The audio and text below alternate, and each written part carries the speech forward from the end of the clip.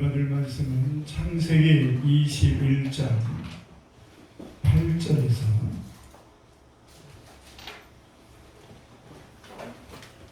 창세기 21장 8절에서 21절까지 말씀을 우리 한 목소리를 합독해서 읽겠습니다. 아이가 자라매 저를 떼고 이삭이 젖을 떼는 날에 아브라함이 큰 잔치를 베풀었더라. 사라가 본즉 아브라함의 아들 애굽 여인 하갈의 아들이 이삭을 놀리는지라. 그가 아브라함에게 이르되 이 여종과 그 아들을 내쫓으라. 이 종의 아들은 내 아들 이삭과 함께 기업을 얻지 못하리라 하므로 아브라함이 그의 아들로 말미암아 그인이 매우 근심이 되었더니 하나님이 아브라함에게 이르시되 내 아이나 내 여종으로 말미암아 근심하지 말고 사라가 내게 이른 말을 다 들으라. 이삭에게서 나는 자라야 내 씨라 그럴 것임이니라. 그러나 여종의 아들도 내 씨니 내가 그로 한 민족을 이루게 하리라 하신지라.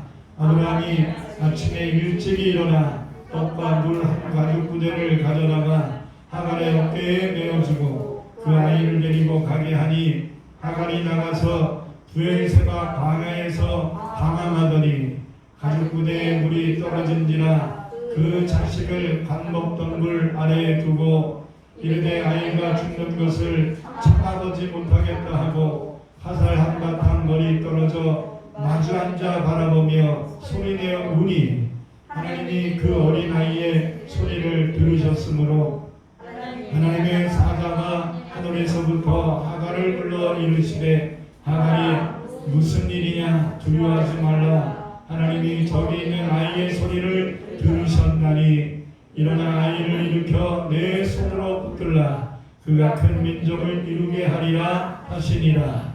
하나님이 하갈의 눈을 밝히셨으므로 샘물을 보고 가서 가죽 부대에 물을 채워다가 그 아이에게 마시게 하였더라.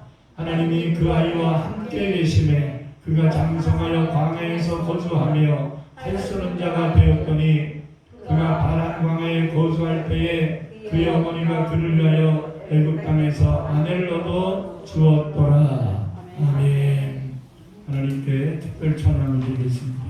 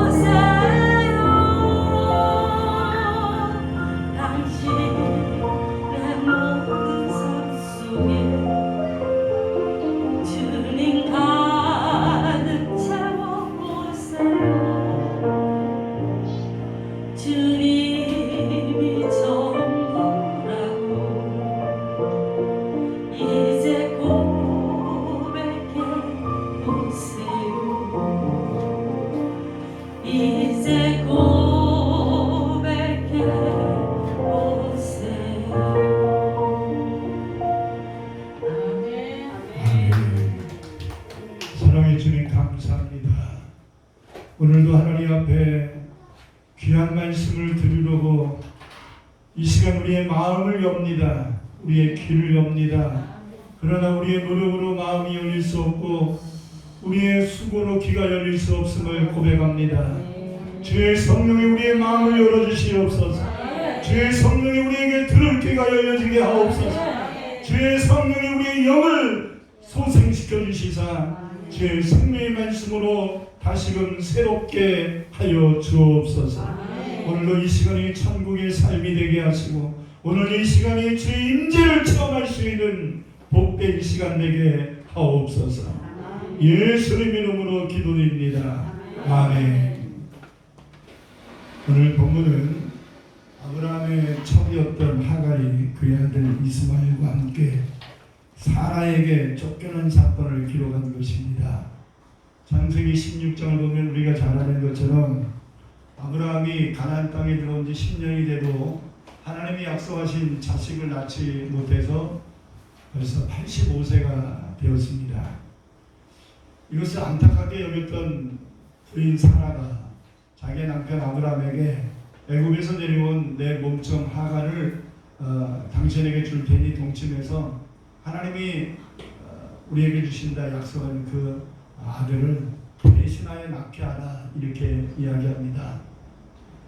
응답받고 한 얘기가 아니라 하나님이 안 주셨으니까 이렇게라도 해야 되지 않냐 하는 인간적 생각이었고 남편을 위로해주고 싶은 애틋한 마음이었던 것 같습니다.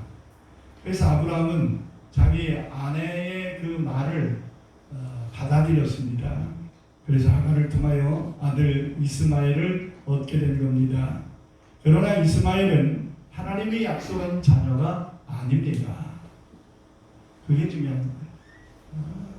그냥 자기들이 임의적으로 생각하여 낳은 자식입니다. 창세기 21장 1절에 3절을 보면 하나님께서는 약속하신 아들 아브라함과 사라를 통하여 주신다 약속하신 아들 이삭을 주셨습니다. 우리 다 같이 한번 읽어보겠습니다.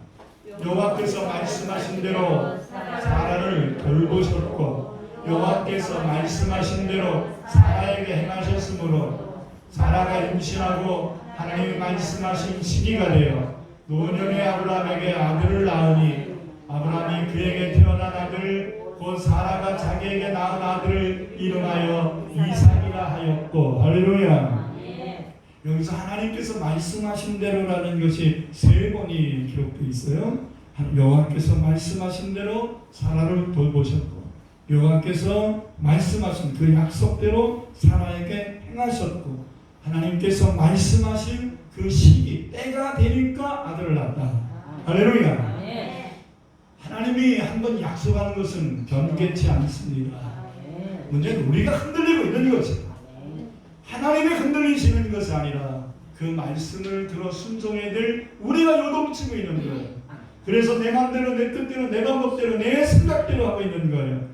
그래서 우리에게도 여전히 죄악에 씌인 이스마엘과 같은 존재들이 우리의 삶 속에 잠재되어 있는 것입니다.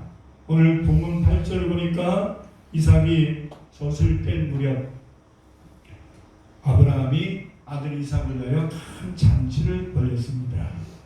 그래서 성경을 보면 이스라엘 백성들은 젖을 뺀 무렵을 아주 귀하게 여깁니다. 우리나라 돌잔치 같은 것인데요. 아마 엄마의 품에 있다가 이제 엄마의 품에서 이제 벗어나는 이제 아기에서 아이가 된다라는 의미를 갖고 있어요. 우리나라의 돌잔치는 어렸을 때 애들이 많이 죽으니까 1년 동안 안 죽은 것을 기념해서 돌잔치를 한 것이거든요. 그것도 돌도 안 되고 죽는 애들이 더 많으니까 또 100일 잔치를 또 만들어낸 거예요.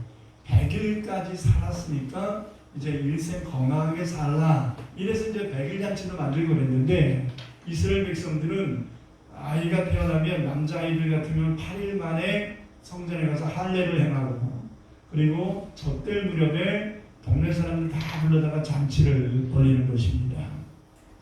젖을 뗀다라는 말은 히브리어로 가말이라는 단어인데요. 이 가말을 기준으로 해서 젖을 떼는 것을 기준으로 해서 아기에서 아이로 인정받는 그런 시점인 겁니다. 그래서 성경을 보면 모세도 이제 태어나자마자 3개월 만에 이제 100일 정도 된 거죠. 3개월 만에 바로의 공주가 이제 수양 아들로 삼지 않습니까? 그런데 바로의 공주는 아이를 낳지 않았기 때문에 젖이 안 나지요. 그래서 유모를 구했는데 그 유모는 하나님의 은혜 가운데 그 모세를 낳은 어머니였던 요게벳이 유모가 된 거예요. 이게 하나님의 섭리입니다. 그래서 요게벳이 언제까지 키웠냐면 젖될 무렵까지. 할렐루야.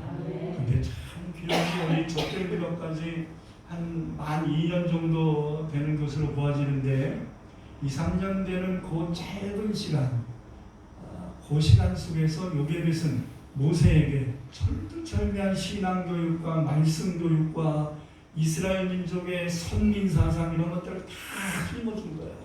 그래서 40이 됐을 때에 이 모세는 2, 3년 동안 배웠던 엄마 요게벳에게서 배웠던 그 믿음, 그 신앙, 그 말씀, 그 사상 이런 것들을 가지고서 그는 이스라엘을 위하여 일하겠다고 모든 기득권을 포기하기에 이르렀던 것입니다.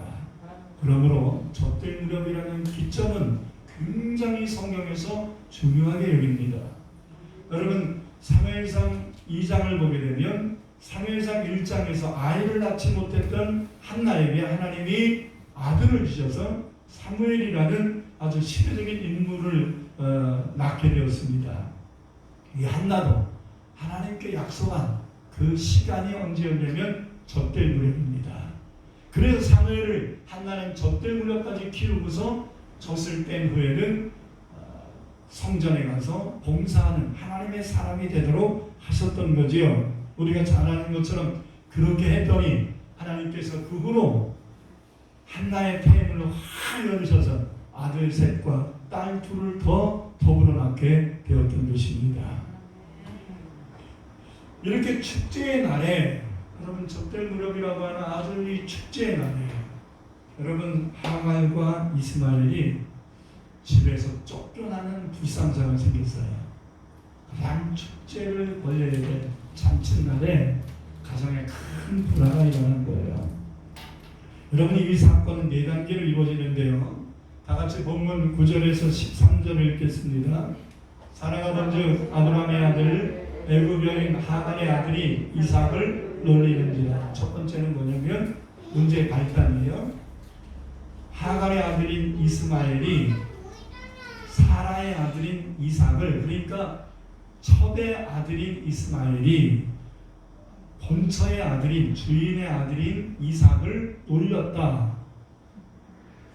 이게 이제 문제의 발단이에요. 자, 그 아브라함에게 이르되 이 여종과 그 9절 다시 보세요. 올렸는데 그 다음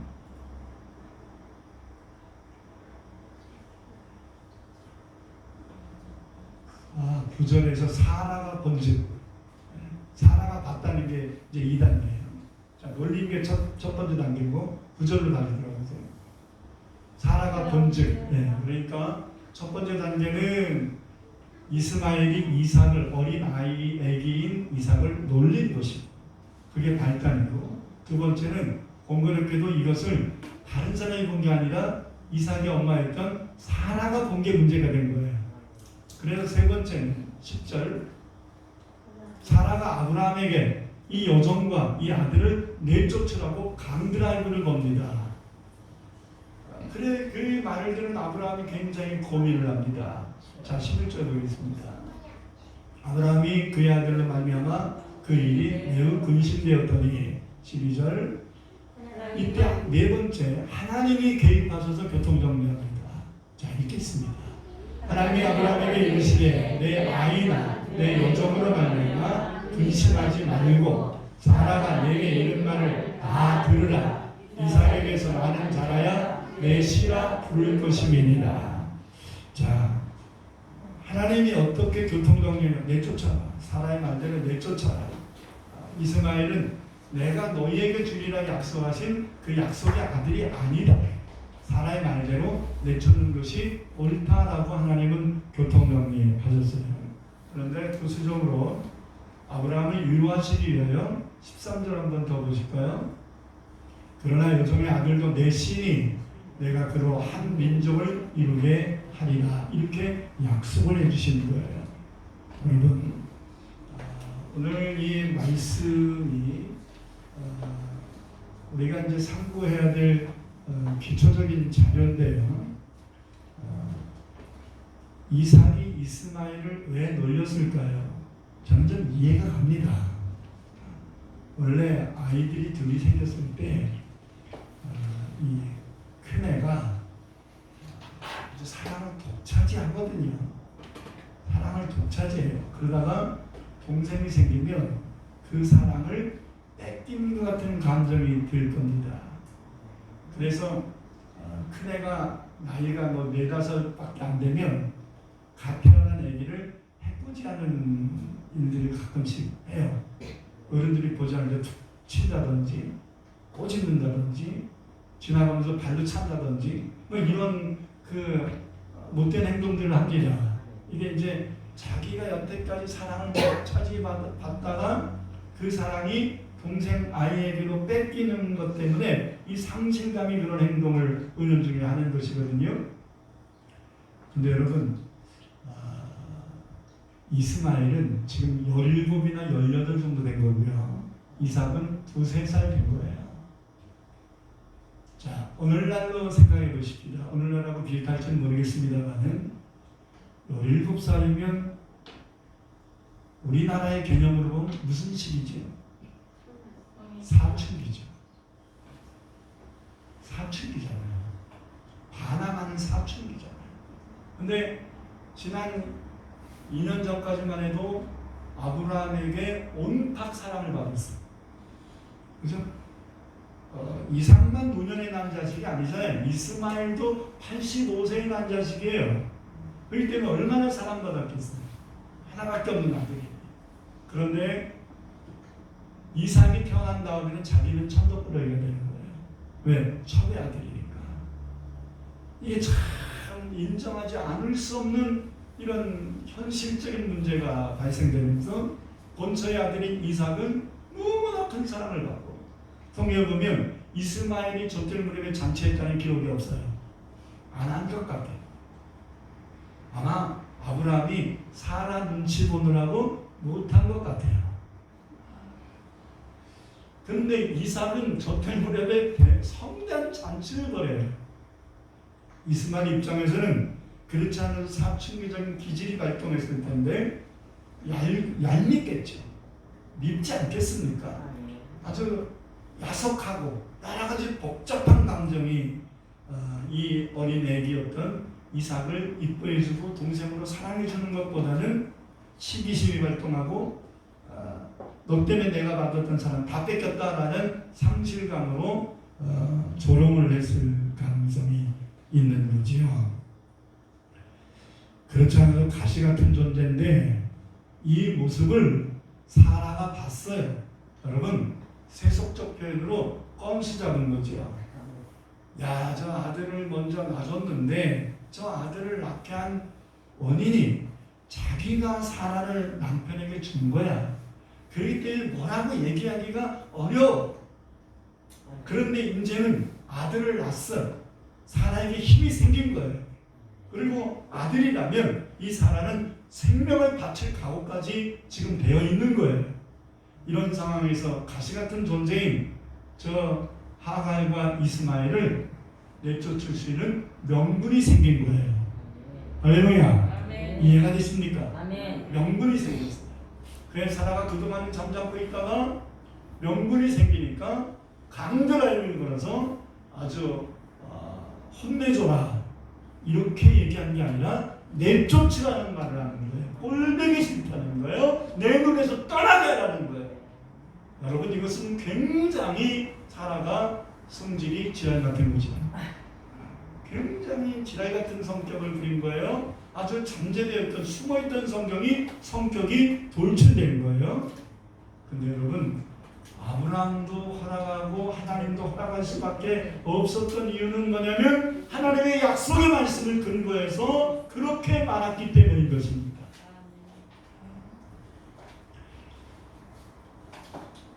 아브라함은 하나님 말씀에 순종합니다. 하나님은 아브라함에게 말씀하셨기 때문입니다. 아브라함아, 내 아이와 내 요종으로 말미암아 근심하지 말고 사라가 내게 이런 말을 다 들으라. 이삭에게서 난 자야 내 씨라 부를 것이니라. 그러나 요종의 아들도 너의 씨니 너의 아들이니 내가 그로 한 민족을 이루게 하리라 하면서 하나님이 교통정리하니까 아브라함이 하나님 말씀에 순종하여 아침에 일찍 일어나서 먹을 빵과 물 한 부대를 메어주면서 그들을 내보냈습니다.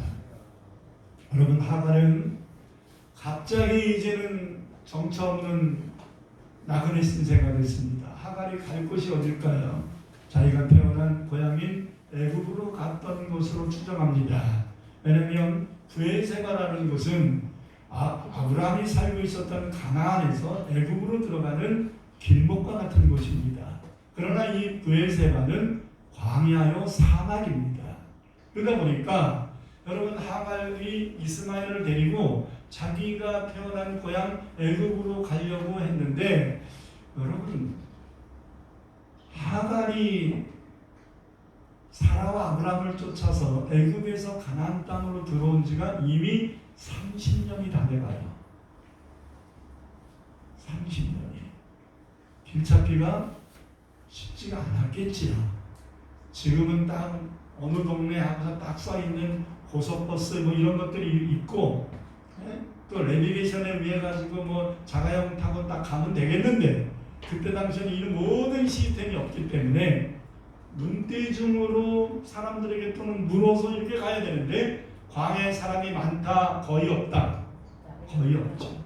그러니까 물을 사람이 없다 보니까 막연하게 가다가 브엘세바 광야에서 헤매게 된 거예요. 길을 잃어버리고. 여러분, 길을 잃어버리는 것보다 더 심각한 문제는 물이 떨어졌어요. 광야 사막에서 물 떨어지는 것은 이건 심각한 문제지요. 그 결과로 자기 아들 이스마엘이 목말라 죽어가고 있었다는 거예요. 하갈은 더 이상 견딜 수 없다라는 이 절박한 상황 속에서 그가 택한 것은 하나님께 울부짖으며 기도한 것입니다. 본문 15절 16절 읽겠습니다. 가죽 부대에 불이 떨어진지라 그 자식을 관복덩굴 아래 두고 약간 좀 그늘이 있는 거죠. 가시나무 같은 곳인데 이르되 아이가 죽는 것을 참아보지 못하겠다 하고 화살 한바탕거리는 뭐냐면 장정이 화살을 쐈을 때 화살이 떨어지는 정도의 거리, 그죠? 사람마다 다르니까 어느 정도 거리인지는 뭐 대충 한 20m, 30m 이렇게 본다고 치고요.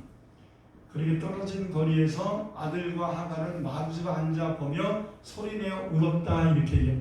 여기까지만 보면요, 그냥 우는 거예요. 신세한테 하는 것 같은 모습입니다. 그러나 이런 울음은 하나님 감동하지 않습니다. 자, 그 다음 말씀이 뭐예요? 하나님이 그 어린아이의 소리를 들으셨습니다. 기도라는 단어가 안 나와요. 그런데 하나님이 응답이 임하고 있어요.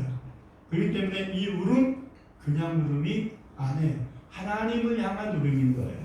이 부르짖는 소리 그냥 외침이 아닌 거예요. 기도였던 겁니다. 다시 17절 읽겠습니다. 하나님이 그 어린아이의 소리를 들으셨으므로 하나님의 사자가 하늘에서부터 하갈을 불러 이르시되 하갈아 무슨 일이냐 두려워하지 말라 하나님이 저기 있는 아이의 소리를 뭐하셨다? 들으셨다.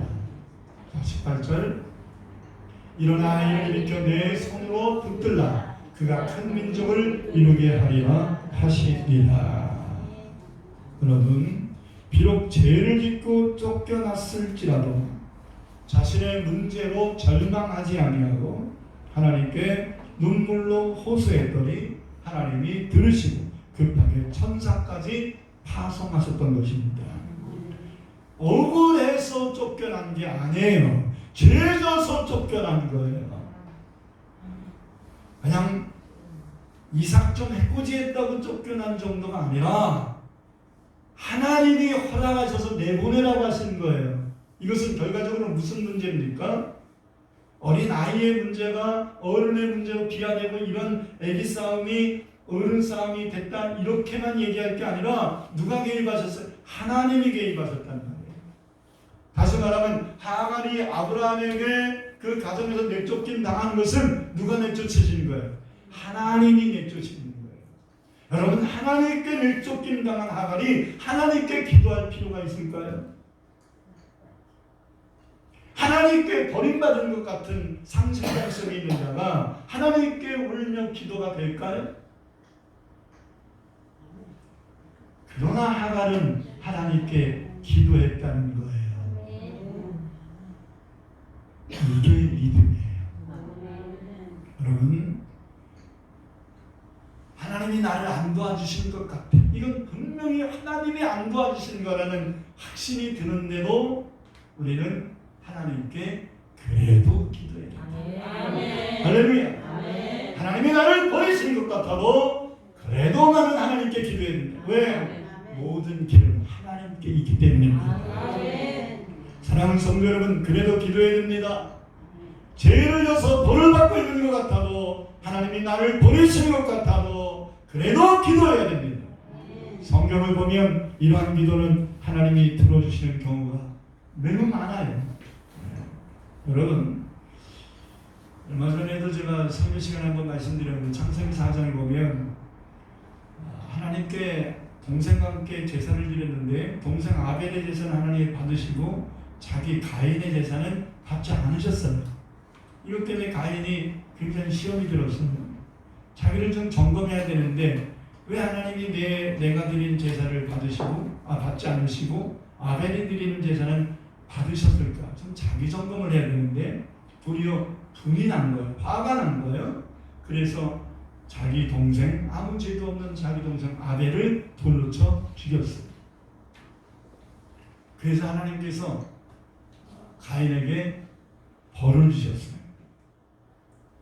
땅이 그 입을 벌려 내 손에서부터 내 아우의 피를 받았은즉 내가 땅에서 저주를 받으리니 내가 밭을 갈아도 땅이 다시는 그 효력을 내주지 아니할 것이요 너는 땅에서 피하며 유리하는 자가 되리라. 여러분 어떻게 생각하는지 모르겠지만 최초의 살인자인 가인에게 내리신 벌이 그렇게 준 벌은 아니에요. 너 다시는 농사지지 않고 유리하게 될 거야. 정처 없이 또 너는 나그네 인생 살 거야. 이렇게 얘기한 건데 그게 그렇게 큰 벌이라고 생각하지 않아요. 동생을 죽인 받은 벌로는 그렇게 큰 벌이라고 생각하지 않아요. 근데 가인은 하나님이 내리신 벌을 굉장히 크게 여겼어요. 그래서 가인이 하나님께 이렇게 기도합니다. 가인이 여호와께 아뢰되 내 죄벌이 지기가 너무 무거우니이다. 주께서 오늘 이 지면에서 나를 쫓아내시온즉 내가 주의 낯을 배웁지 못하리니 내가 땅에서 피하며 유리하는 자가 될지라 물은 나를 만나는 자마다 나를 죽일 것입니다. 이렇게 얘기합니다. 이게 창세기 4장 13절의 말씀, 13절, 14절에 있는 말씀이죠.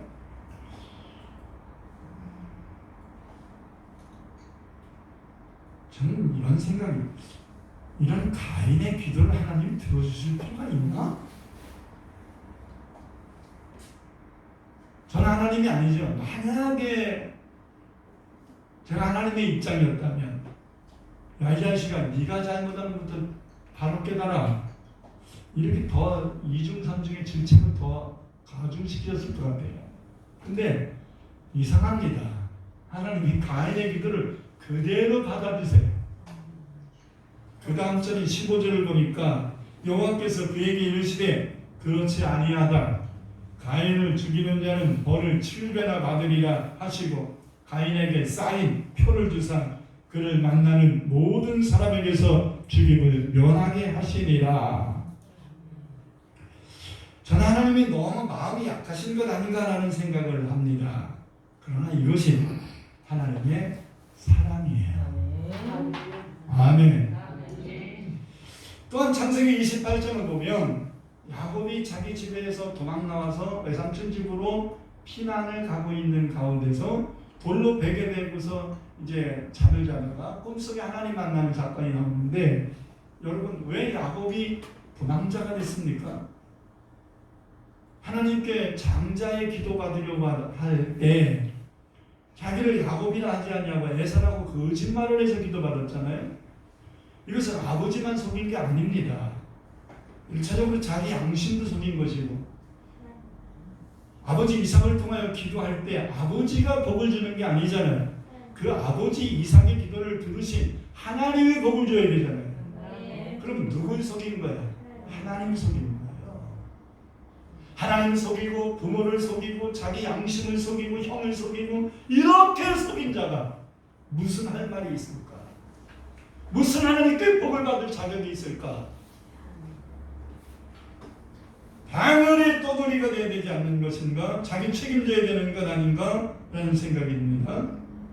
그러나 하나님은 꿈속에 나타나면서 야곱을 위로하시면서 네가 아버지 집에 돌아올 때까지 내가 항상 너와 함께 할 것이다 라는 약속을 해주십니다. 여러분, 그래서 성경을 추적해 보니까 여러분, 야곱이 그냥 잠을 잔 게 아닌 거예요. 돌을 베게 되고 잘 때 하나님 앞에 회개했을 가능성이 많아요. 하나님 앞에 눈물로 기도하다가 잠이 들었을 가능성이 많아요. 그게 성경적 근거를 찾아보면요, 꿈속에 천사가 오르락 내리락 했다고 말합니다. 그게 단서예요. 여러분, 천사는 쓸데없이 오르락 내리락 하지 않습니다. 성경에서 어느 때 천사가 오르락 내리락 하늘을 향하여 하늘과 땅을 상하단을 하고 있는가? 이것은 기도할 때 그래야 합니다. 자, 우리 다 같이 요한계시록 8장 3절에 5절을 보겠습니다. 또 다른 천사가 와서 제단 곁에 서서 금 향로를 가지고 많은 향을 받았으니 이는 모든 성도의 기도와 합하여 보좌 앞 금제단에 드리고자 합니다.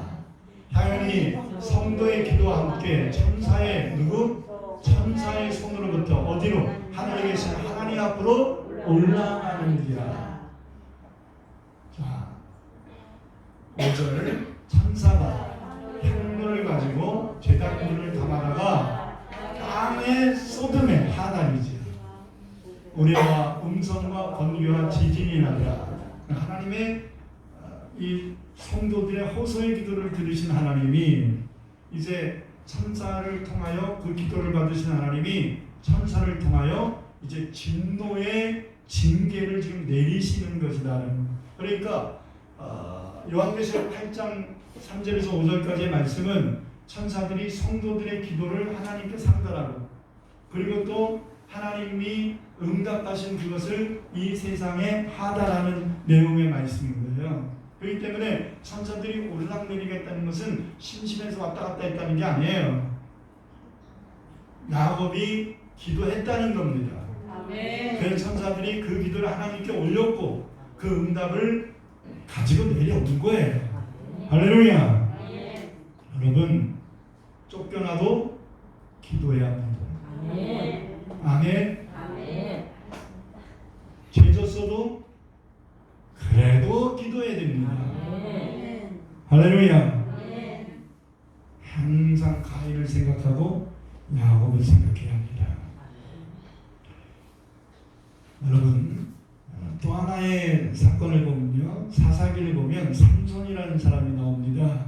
그는 하나님의 은혜로 태어난 나시인으로서 술과 여자를 금하는 경건함을 유지해야 합니다. 하나님은 그에게 은사로 큰 힘을 주셨는데, 저는 사사기 14장부터 16장까지 말씀을 수없이 읽어볼 때 삼손이 물론 하나님의 은혜 속에서 또 이스라엘의 사사로서 블레셋을 물리치는 방편으로 하나님이 주시는 이 괴력, 무한한 힘을 썼지요. 끈도 풀어버리고 성문도 막 뜯어가지고 들고 가기도 하고, 당나귀 뼈다고 가지고서 1000명을 죽이기도 하고, 이런 그리고 또 사자의 입을 찢어버리기도 하고 막 이런 괴력들을 행했는데, 하나님이 주신 은사인 이 힘을 쓰는데 항상 연관된 게 뭔지 아세요? 여자 문제예요. 깜짝 놀랐어요. 삼손이 블레셋을 죽일 때도 여자 문제 때문에 됐고요. 삼손이 블레셋에 붙잡혀가지고 눈깔이 뽑힌 것도 여자 문제 때문에 그랬어요. 항상 삼손이 힘을 쓰게 된 발단이 여자 문제랑 늘 연관이 돼요. 거의 100%예요. 여우 200마리를 잡아다 꼬리에다가 불을 붙여서 블레셋 땅에 영토에 밭에 불을 지르는 것도 여자 문제 때문입니다. 내가 하나님이면 괘씸해서 그냥 내팽개쳐버려요.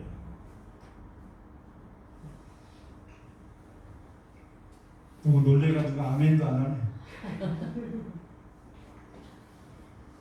괘씸하잖아요. 여자 문제 때문에 힘쓰라고 하나님이 삼손에게 힘준 게 아니잖아요. 전국에는 여자의 유혹에, 드릴라의 유혹에 넘어가가지고 이런 비참한 지경까지 빠지지 않습니까? 그런데도 삼손은 죽기 직전에 하나님 앞에 호소하는 기도를 합니다. 그 기도를 하나님이 들으셨다는 사실입니다. 사사기 16장 28절에 30절을 보면 이렇게 말씀합니다. 삼손이 여호와께 부르짖어 이르되 주 여호와여 구하옵나니 나를 생각하옵소서. 하나님이여 구하옵나니 이번만 나를 강하게 하사 나의 두 눈을 뺀 블레셋 사람에게 원수를 단번에 갚게 하옵소서 하고, 삼손이 집을 버틴 두 기둥 가운데 하나는 왼손으로 하나는 오른손으로 껴 의지하고, 삼손이 이르되 블레셋 사람과 함께 죽기를 원하노라 하고 힘을 다하여 몸을 굽히매 그 집이 곧 무너져 그 안에 있는 모든 방백들과 온 백성에게 덮이니 삼손이 죽을 때에 죽인 자가 살았을 때에 죽인 자보다 더욱 많았더라. 할렐루야. 기가 막힌 일이 뭔지 압니까? 열왕기상 21장 27절 29절에 보니까 북이스라엘의 왕이었고 일생을 우상 숭배에 앞장섰던 아합이 자기 딸의 잘못을 뉘우치면서 회개를 했어요. 일생 죄짓고 일생 우상 숭배를 하고 일생 동안 선지자들을 죽이는 데 앞장섰던 이 사람이 자기 다급해지니까 발등에 불 끄기 위해서 조신하게 걸음을 걸으면서 하나님께 용서를 구하는 기도를 했다는 거예요. 이 따위의 사람이 기도하는데 하나님이 관심을 갖는다는 거예요. 여러분 한번 읽겠습니다. 열왕기상 21장 27절 29절. 아합이 그 모든 말씀을 들을 때에 그의 옷을 찢고 붉은 배로 몸을 동이고 금식하고 붉은 배에 누우며 또 풀이주고 다니리라. 여호와의 말씀이 디셉 사람 선지자 엘리야에게 임하여 이르시되 아합이 내 앞에서 경비함을 내가 보느냐. 그가 내 앞에서 경비함으로 내가 재앙을 저의 시대에는 내리지 아니하고 그 아들의 시대에야 그의 집에 재앙이 내리리라 하셨더라. 여러분 이런 말씀 읽고도 나는 죄가 많아서 기도 못해 이런 말 할 수는 없지 않습니까? 난 하나님께 납부 끌어서 기도 못하겠어 이런 얘기해서는 안 되지 않겠어요? 내가 하나님 앞에 얼굴 들 수 없는 지경에 있었어도 내 살 길은 전능하신 하나님께 있다라는 것을 알고 그래도 뭐 해야 된다? 기도해야 된다. 하나님은 어떤 사람들에게나 이러한 사랑을 이러한 긍휼을 베푸셔 주시는 것입니다. 자신의 잘못에 대하여 회개했기 때문이고 자신이 하나님 앞에 설 수 없는 사람임에도 불구하고 체면을 구하고 하나님께 기도했기 때문입니다. 요나도 그렇습니다. 하나님의 선지자로서 니느웨에 가서 회개를 선포하는 메시지를 전하라 하는 명령이 내렸는데 그 명령을 아주 무시해버리고 도리어 반대 방향에 다시스로 가는 데를 타고 가다가 큰 풍랑을 만나서 죽을 지경에 빠지니까 이 풍랑의 원인이 자기 때문이구나라는 걸 깨닫고 그는 자살을 선택합니다. 사람들에게 나를 바다에 빠쳐 죽이래. 일말의 양심이 있는 거지. 그래서 이제 다 포기한 거예요. 여러분 요나는 포기했는데 하나님이 포기를 안 했어요. 요나는 죽으려고 했는데 하나님이 안 죽여요. 여러분 이때 깨달아야 될 게 있는 거예요. 하나님이 안 죽였어 아직. 그거는 무슨 기회다? 기도하시는 기회다. 요나가 위대한 것은 그거를 깨달았다. 자기는 죽으려고 바다에 빠졌는데 그래서 물고기 뱃속에 들어갔는데 여러분 배 타고 있었던 사람들 요나는 살았다고 생각하는 사람이 한 명이라도 있었을까요? 없었을 겁니다. 요나는 이제 끝났다고 생각했어요. 근데 물고기가 잡아먹었는데도 안 죽은 거예요. 이때 요나가 깨달은 게 안 죽었네? 그러면 뭐 해야지? 기도해야지. 자, 교통사고 나서 엄청 만신창이가 됐어요. 안 죽었네? 그럼 뭐 해야지? 기도해. 하던 일이 완전히 개박살 나버렸어요. 그래서 돈 1원도 못 건지고 도리어 빚더미 올랐어요. 근데 안 죽었네. 그럼 뭐 해야지? 기도해야지. 아멘. 이게 요나의 자세. 안 죽었으면 뭐 해야 된다? 기도해야지. 왜? 살 길은 하나님께 있기 때문에.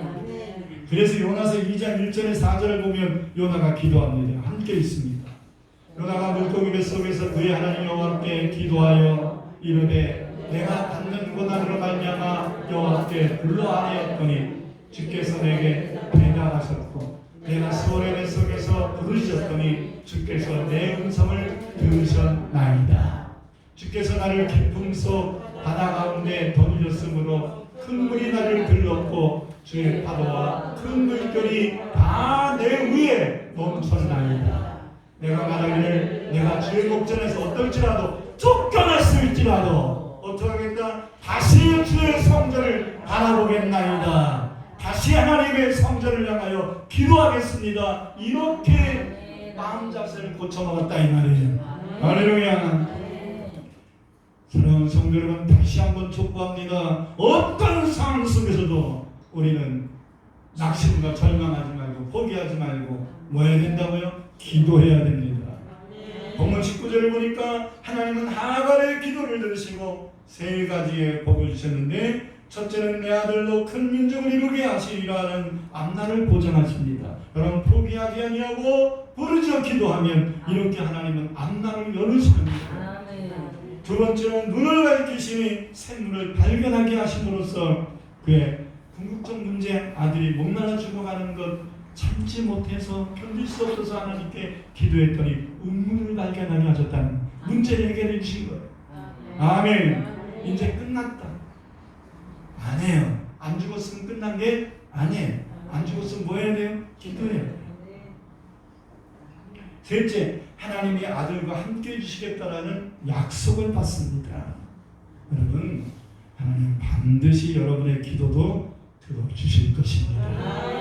그러나 여러분, 결론적으로 어떤 상황을 기도하면 하나님은 여러분을 긍휼히 여기시고 여러분을 사랑해서 기도에 응답을 주실 것이 분명하지만 그 응답이 일회성이 되지 않기를 바랍니다. 오늘 말씀의 맹점이 뭐냐? 그렇게 엄청난 은혜를 받았는데 이스마엘이 하나님의 사람이 됐느냐? 아닙니다. 하갈이 남은 여생 하나님을 잘 섬기며 살았느냐? 아닙니다. 요나가 그 물고기 뱃속에서 하나님께 믿음을 회복하여 기도해서 살아서 자기 사명 감당했는데 끝까지 쓰임받았느냐? 아니, 일회성이에요.